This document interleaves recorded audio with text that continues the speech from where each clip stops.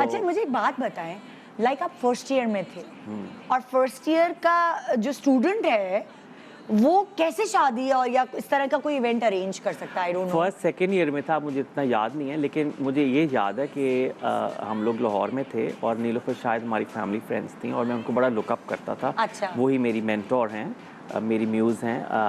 उनके पास मैं जाता था तो शी सेड कि मेरी बेटी की शादी हो रही है, हाँ। तो तुम आओ मुझे हेल्प आउट करो। अच्छा। ये मैं बहुत सारे इंटरव्यूज़ में बता भी चुका हूँ। अच्छा, अच्छा, तो अच्छा, मैं अच्छा। फिर गया तो उस वक्त मुझे समझ नहीं आई कि हाँ। मैंने कहा आप तो खुद इतनी बड़ी डिज़ाइनर हैं, हाँ। तो मैं आपको क्या हेल्प करूँ? तो मैंने कहा अच्छा कोई शॉपिंग करनी है, समथिंग लाइक दैट। हाँ। शी सेड नहीं कि आपने ये करना है कि आप मेरा इवेंट हैंडल करो।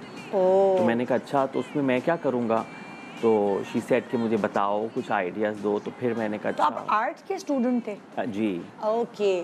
और मैं शुरू से ये देखता था, my mother used to have flowers in the house. अच्छा। हमारे घर में डिनर्स होते थे, म्यूजिकल इवनिंग्स होती थी, तो बचपन से मैं देखता था और मेरी अम्मी बड़ा वो करती थी, घर में फूल लगाती तो थी। वहीं और से आपके तो अंदर आई शौक। थिंक मैंने वही इनहेरिट किया। अच्छा, तो फिर अब अगर 23 साल पहले से आपने काम शुरू किया और अब 23 साल पहले की शादियों में और अब की शादियों में कासिम ने क्या चीज़ एक्सपीरियंस की, क्या चेंजेस आए हैं? बहुत चेंजेस आ गए हैं।